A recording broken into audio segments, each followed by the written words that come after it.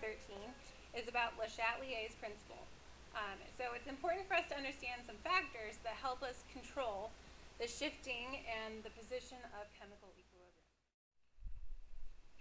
So an important example of this would be when you are in chemical manufacturing, like you are a chemist or a chemical engineer, and you want to make a product. Well, you want to choose conditions that favor the desired product as much as possible, meaning that they want the equilibrium to lie far to the right, because right is on the product side.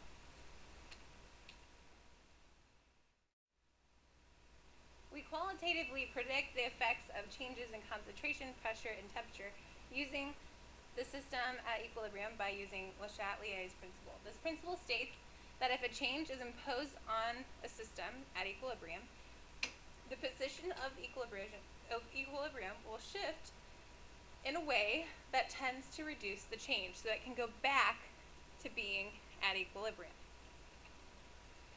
So, for example, we can talk about the effect of change in concentration. So, meaning you can add reactants or products to the reaction system after it has reached equilibrium, and then the equilibrium position will shift to lower the concentration of that added component. The opposite is if it was removed. If you take it out, then it needs to shift so that it makes more of it. So, more simply put, if a reactant is added to the system will shift to produce more product, balancing or consuming the excess reactant. Or simply, even more simply, if a product is added, it will shift towards the reactants. So simply, you need to think about add something, you move away from it. So if you add it, you shift away. And that works for the reactants or the products, both of them. If you take it away, if you remove it, it's the opposite. So if you remove it from the system, the shift will be towards whatever you removed. So if you remove a reactant, it will shift back to the reactant side, or if you remove a product, it will shift towards the product. So add equals away, shifting away, and when you remove, you shift towards. So for our example 10, we have this reaction below, and we want to predict the direction of the shift change in response to each of the following. Okay, so for the first one, we're adding carbon monoxide. Well, carbon monoxide is on the products, so that means we're adding a product. So if we're adding a product, adding means shifting away. So that means we need to shift left so that we are shifting towards the reactants to make more reactants to even out that addition of product. Okay, well, what about addition of carbon? We are adding again, but this time carbon is a reactant, so we're adding a reactant. So that means that we need to shift away from the reactant, so we need to shift right towards the products so that we can produce more product. And then if we remove something like AS4, that is removing, so we're taking away a product. And when you take away, you shift towards it. So that means we need to shift towards the products to the right in order to make it back reach equilibrium.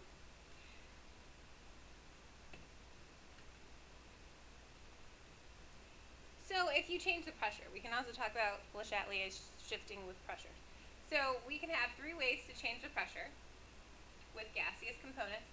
We can add or remove the gaseous product reactant. We can add an inert gas, which is not involved in the reaction overall, but that will change the total pressure. And we can change the volume of the container as well.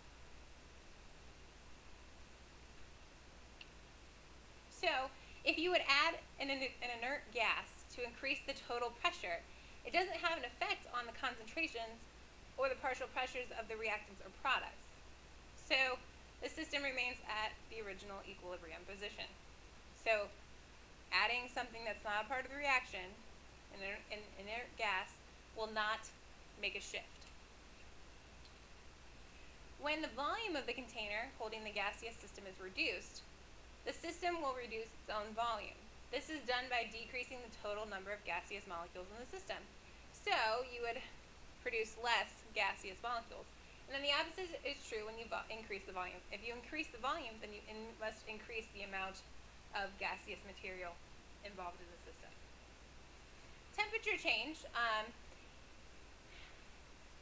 has an effect on K, the equilibrium constant.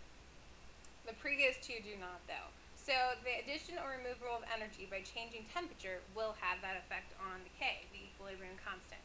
So to describe the effect of a temperature change, we have to treat energy as an endothermic process or an exothermic process. Remember, positive or negative. Back when we talked about the change in enthalpy for the reaction, this is where we're coming back to.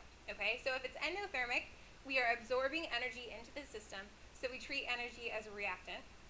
And if it's exothermic, we treat energy as a product because it's being released. And then, after you have it as a reactant or product, then you think about it the same way as if you were adding or removing an actual reactant or product. So, for example 11, we have two equations where we have our change in enthalpy for the reaction. Okay? So we need to identify where will the shift be and what happens to the value of K. So, for the first reaction, the change in enthalpy is positive. Since it is positive, that means that energy is a reactant. And since energy is a reactant, we're adding it to the reactant side.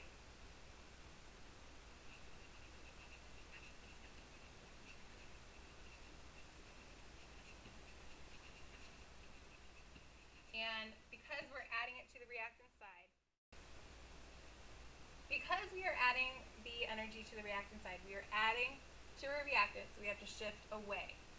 And so that means that we will shift right towards the products to get away from the reactants. Okay? And then K, since we are shifting towards the products, the K will actually be increased as the temperature is increased. So K will increase because the temperature is increasing, because it is endothermic. So it's gaining that energy, so K will increase because temperature increases. Okay, so the next one we have for our delta H, it is negative. So that means that energy is a product. So that means we are adding it to the product side.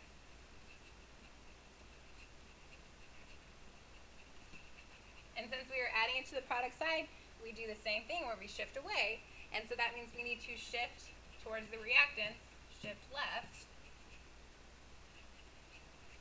And because we are losing energy, that means the temperature will lower. And so because of that temperature lowering, the K will also decrease or lower. So that's it. We just are predicting our shifting with what happens in the system. So our problems for this set are 63, 64A through C, 65, and 68.